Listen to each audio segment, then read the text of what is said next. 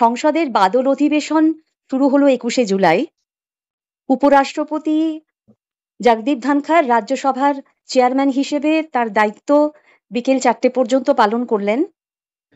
সমস্ত রকম মিটিং করলেন, সভা সামলালেন, বিজনেস অ্যাডভাইজারি কমিটির মিটিং করলেন এবং তারপরে হঠাৎ রাত্রিবেলায় জানা গেল যে তিনি পদত্যাগ করেছেন শারীরিক অসুস্থতার কারণে।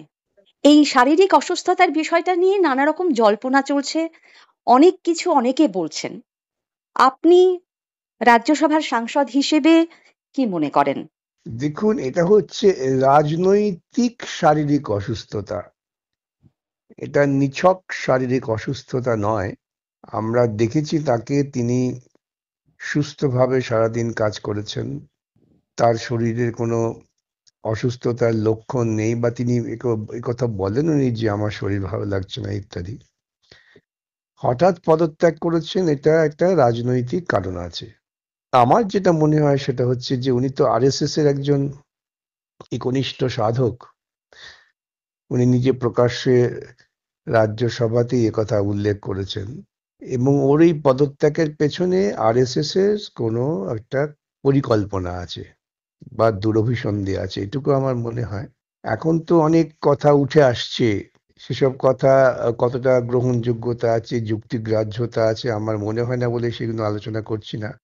কিন্তু এটা নিয়ে কোনো সন্দেহের অবকাশ নেই যে তার পদত্যাগের পেছনে আরএসএস এর একটা গুরুত্বপূর্ণ ভূমিকা আছে।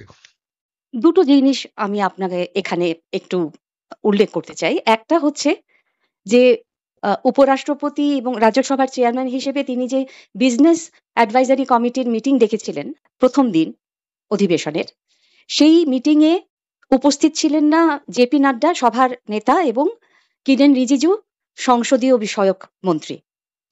এই বিষয়টাকে অনেকে উল্লেখ করছেন, এটা কোনো কারণ কিনা বা কোনো ইঙ্গিত কিনা?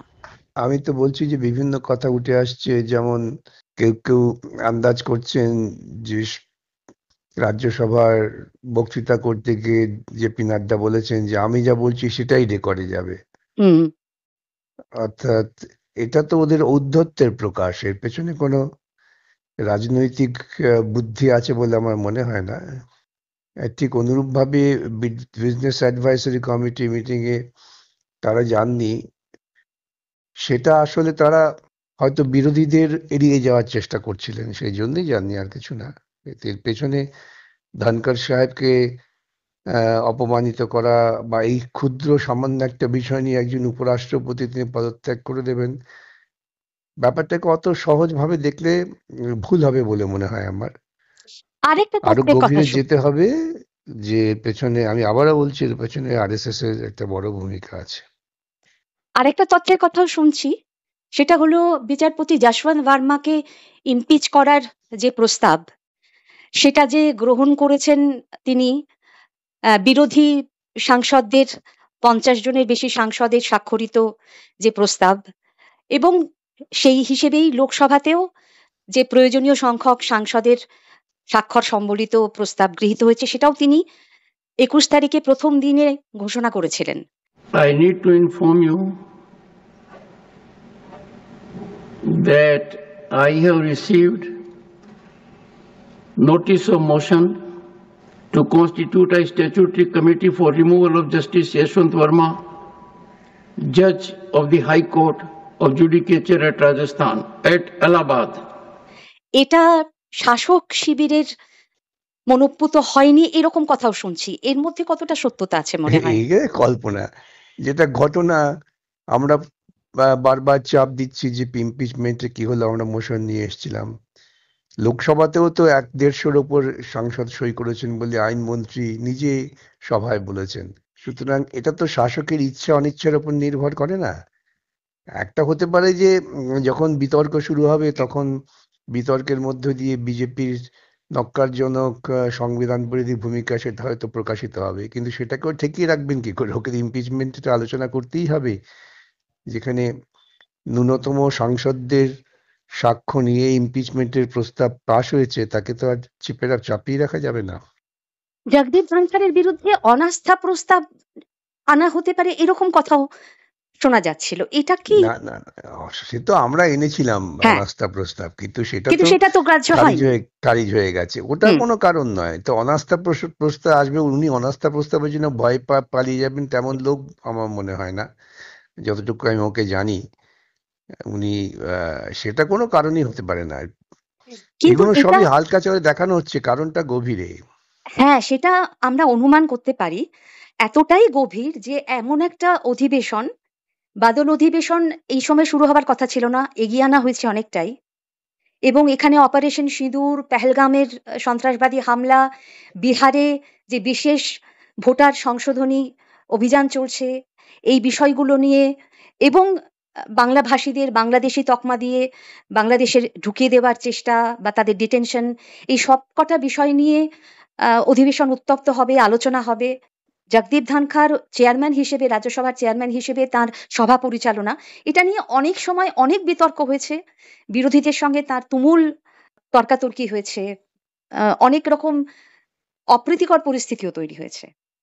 তো এইরকম একটা সময়, এরকম একটা অধিবেশনে আচমকা জগদীপ ধনখড়ের সরে দাঁড়ানো, এটা অনেকের কাছেই খুব একটা স্বাভাবিক বলে মনে হচ্ছে না।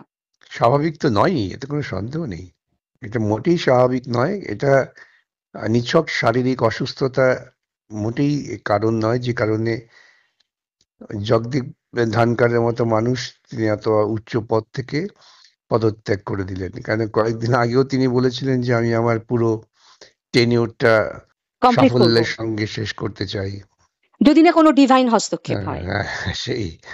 এখন এটা যদি বলেন ডিভাইন হস্তক্ষেপ, তাহলে আমাদের দেশের প্রধানমন্ত্রী নিজেকে তো অজৈবিক বলে দাবি করছেন, আমি ডিভাইন। এখন তার হস্তক্ষেপ হয়েছে কিনা আমি জানি না। হ্যাঁ, কারণ তার পরের যে ট্যুর প্ল্যান, এই সবও আগাম ঘোষণা করে দেওয়া হয়েছিল। হুম।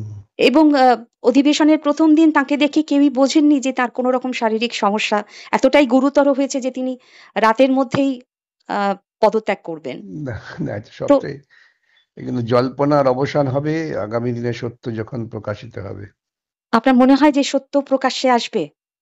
আস্তে সব কিছু কি আর লুকিয়ে রাখা যায়? সবকিছু একে চেপে রাখা যায়? এত বড় একটা ঘটনা হঠাৎ করে তিনি, আর যদি তিনি বা হঠাৎ করে কোনো কারণ না ঘটতো, যদি স্বাভাবিক কারণেই পদত্যাগ করতে চাইতেন, তাহলে উনি নিজে সভায় এসে তার একটা বিদায়ী ভাষণ দিতেন ঠিক, প্রথা মেনে। যেটা আমরা দেখেছি কিন্তু এর আগে। এটাই প্রথা।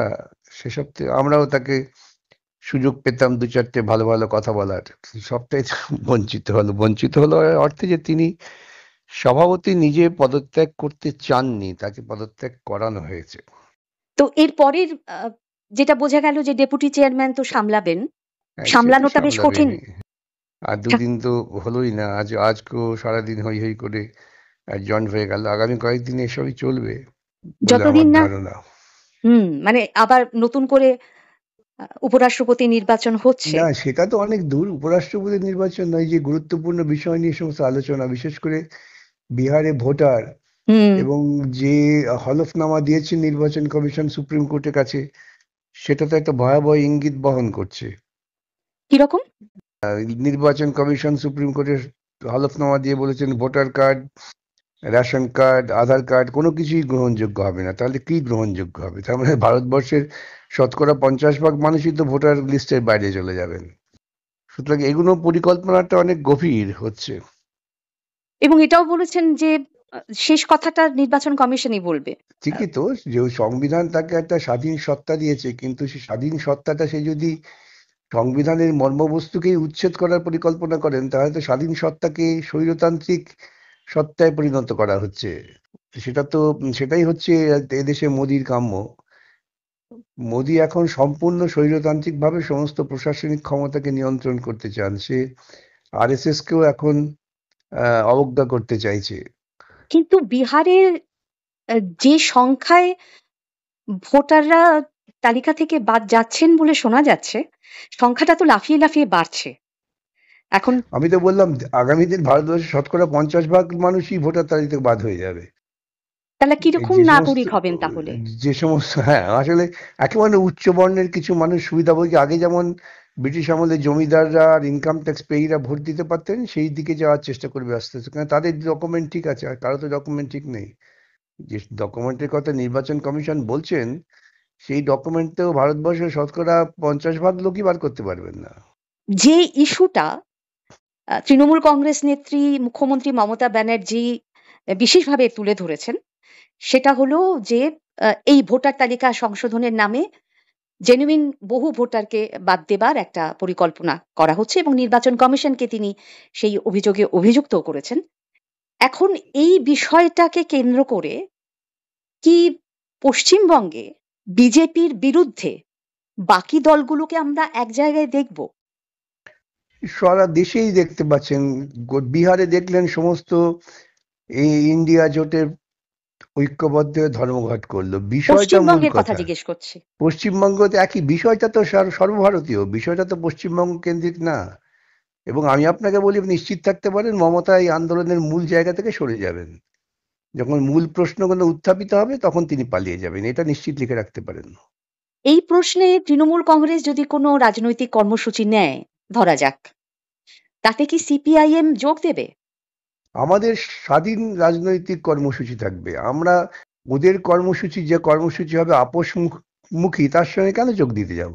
আপোষমুখী না, একেবারে এই বটেই তো, ইস্যুতে। ওদের আপনি লিখে রাখুন, ওদের ইস্যু দিয়ে হইচই করবে, আসল ইস্যুটা ওদের গুলিয়ে দেবে। যখন লড়াইটা প্রশ্ন আসবে, সাংবিধানিক অধিকার লড়াইয়ের প্রশ্ন, তখন মমতা পিছিয়ে যাবে, কেন মমতাকে দূর থেকে নিয়ন্ত্রণ করবে আরএসএস। কিন্তু একটা বিষয় নিয়ে তো আপনারা একই সুরে কথা বলছেন, সেটা হলো এই যে বাংলাদেশি, মানে তিনি এর আগে 2004-05 সালে কি করেছিলেন অনুপ্রবেশ ইস্যুতে, এই বিষয়টাকে আপাতত সরিয়ে রাখছি। তার কারণ হচ্ছে এই বর্তমানে যে ইস্যুটা সব থেকে বড় হয়ে উঠছে, সেটা তো এই বাংলাদেশি বলে চিহ্নিত করে দেওয়া। যারা বাংলাভাষী তাদের মধ্যে কেউ কেউ বাংলাদেশি থাকতেও পারেন, সেটা প্রশ্ন নয়। প্রশ্ন হচ্ছে যে তাদের আইডেন্টিটি, সেটা সবসময় তারা যে সমস্ত কাগজপত্র দেখছেন সেগুলো দেখাচ্ছেন, সেগুলো গ্রাহ্য হচ্ছে না, তাদেরকে এক জায়গায় আটকে রাখা হচ্ছে বা তাদেরকে জোর করে বাংলাদেশে ঢুকিয়ে দেওয়া হচ্ছে। এই যে বিষয়টা, এইটার বিরুদ্ধে মুখ্যমন্ত্রী সরব হয়েছেন, কি করে এইটার সরব বিরুদ্ধে হলেন? আপনারাও সরব হয়েছেন, তিনি আপনারাও রাস্তায় আন্তরিক, নেমেছেন। তিনি প্রথম যিনি এই অনুপ্রবেশের তত্ত্ব খাড়া করে এই অস্ত্রটা তুলে দিলেন বিজেপির হাতে। এইটা কিন্তু এখন আবারও বলছি, এইটা 2004-05 সালের যে ঘটনা, সেটাকে বাদ তারপরে দেবেন কি করে? উৎস তো সেখানেই। ঠিক, কিন্তু আজকে 20 ওটাকে বছর বাদ পরের যে দেওয়া মানেই তো, বাস্তবতা। ওটাকে বাদ দেওয়া মানেই তো হচ্ছে যে আপনি সমস্যার মূল ইস্যুটাকে বাদ দিচ্ছেন। কিন্তু সেই মূল ইস্যুটাকে অ্যাড্রেস করা কি করে 20 বছর পর সম্ভব, যখন তিনি ছিলেন বিরোধী নেত্রী, আপনারা ছিলেন পশ্চিমবঙ্গে শাসন ক্ষমতায়? হ্যাঁ, আজকে পশ্চিমবঙ্গে শাসন আজকে ক্ষমতা ছিলাম। উল্টে গেছে পুরো ব্যাপারটা। তাহলে বিষয়টা কি? পশ্চিমবঙ্গে শাসন ক্ষমতায় আমরা ছিলাম, তখন তিনি অনুপ্রবেশের তত্ত্বটা হাজির করলেন। অনুপ্রবেশের তত্ত্ব তো এইভাবে কখনো আলোচিত হয়নি, এবং তিনি হাজির করার পর ঠিক আরএসএস যেটা চেয়েছিলেন, তার হাতে অস্ত্র উঠে গেল। এখন সেই অস্ত্রটাকে কার্যকর করছেন অমিত শাহ, মোদী। এবং এই অনুপ্রবেশের তত্ত্ব সবচেয়ে বেশি ক্ষতিগ্রস্ত হচ্ছে তো পূর্বাঞ্চলের রাজ্যগুলো। এবং মমতা এই যে লড়াইটা দেখছেন, এখন মানুষের ক্রোধের মুখে দাঁড়িয়ে তিনি একটা ভূমিকা নেওয়ার চেষ্টা করছেন, কিন্তু মূলত তিনি এই লড়াইয়ের চূড়ান্ত পর্ব পর্যন্ত থাকতে পারেন না, কেন তিনি এই সমস্যাটা জিইয়ে রাখতে চান। 2026-এ বিধানসভা নির্বাচনে এটা যে একটা বড় ইস্যু হবে, এটা আপনারাও বুঝতে পারছেন। এটা তো একটা ইস্যু ঠিকই, উনি তো শুধু বাংলাদেশ না, উনি তো গোর্খা জাতীয়তাবাদ, রাজবংশী, মতুয়া এইসবও করছেন। সুতরাং ঠিকই, ব্যাপারটা মূল জায়গায় যেতে হবে। তো মূল জায়গাটা হচ্ছে যে মানুষের ঐক্যকে গড়ে তোলা, আর ভারতবর্ষের যে ভৌগোলিক অবস্থান একটা নির্দিষ্ট রাজনৈতিক প্রেক্ষিতে ঘটেছিল, সেক্ষেত্রে অনুপ্রবেশটা কোনো একটা ইস্যু হতে পারে না। হ্যাঁ, এই কিন্তু এই যে অনুপ্রবেশের ইস্যু করে মূলত আর যে মৌলিক ইস্যুগুলো ছিল তার থেকে বিভ্রান্ত করে দেওয়া।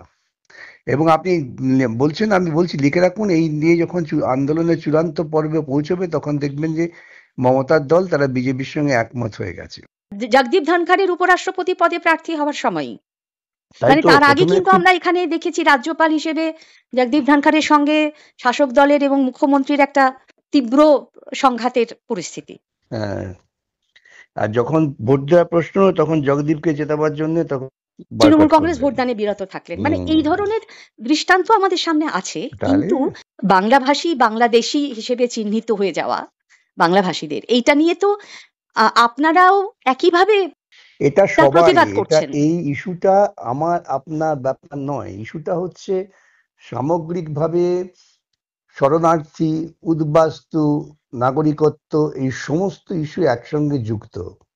এটাকে ঠিকই, আপনি কিন্তু এখন এই মুহূর্তে সেটা খুব একটা জ্বলন্ত সমস্যা হয়ে দাঁড়াচ্ছে না? মানে এতগুলো জায়গা থেকে যে আমরা খবর পাচ্ছি, এতগুলো মানুষকে নানা রকম অসুবিধার মধ্যে পড়তে হচ্ছে, তাদের তো যেতেই হবে কাজ করতে বাইরে। সেই তো কাজ করতে বাইরে যেতে হবে, তাদের উপর যে বাংলা কথা বলার জন্য আক্রমণ হচ্ছে, সেই লড়াইটা তো পশ্চিমবঙ্গে সীমাবদ্ধ নয়, সেই লড়াইটা তো আপনাকে গোটা ভারতবর্ষের পলিসি কেন্দ্রিক লড়াইয়ে যুক্ত হতে হবে। ঠিক, সেইটা একজোট হয়ে লড়াইটা হবে কিনা এটাই আমার একজোট প্রশ্ন। হয়ে কি করে করবেন? আপনি যদি জানেন যে আপনার সঙ্গে একজন আছেন যিনি পেছন থেকে ছুরি মারতে পারেন, সে আপনার সঙ্গে এগোচ্ছেন, আপনাকে তো সচেতন থাকতে হবে যে ছুরি আসতে পারে। চোখ বন্ধ করে একজোট হয়ে এগোনো যায় না। এবারের পার্লামেন্ট সেশনটায় আগামী দিনগুলোর ব্যাপারে আপনার কি কিছু মনে হবে না, হয়? দেখুন, কিছুই হবে না। তার কারণ দুর্ভাগ্যজনকভাবে এদেশের যারা ক্ষমতায় আছেন তারা মৌলিক বিষয় নিয়ে কোনো আলোচনায় আগ্রহী নয়। তারা আলোচনা করতে গেলে আমরা কখনো ভাবা যায় পার্লামেন্টে ঢুকলে পরেই জয় শ্রীরাম, ভারত মাতা কি জয়, জয় মোদি, এইসব স্লোগান শুনতে হচ্ছে ভারতবর্ষের পার্লামেন্টে। আমি তো আমার প্রথম পার্লামেন্টারি ভাষণে বলেছিলাম যে তখন কোভিড পিরিয়ড, যেহেতু 1930 সালে জার্মানির কণ্ঠস্বর শোনা যাচ্ছে এখানে। এই জায়গায় দুর্ভাগ্যজনকভাবে আমরা পৌঁছেছি। এখন মানুষের মধ্যে যদি আমরা মৌলিক বিষয় নিয়ে স্বচ্ছতা না তৈরি করতে পারি, তাহলে কোনো একটা ইস্যুকে কেন্দ্র করে কোনো একটা রাজনৈতিক দল কি কর্মসূচি নিচ্ছেন তা দিয়ে কিন্তু সমস্যার সমাধান হয় না।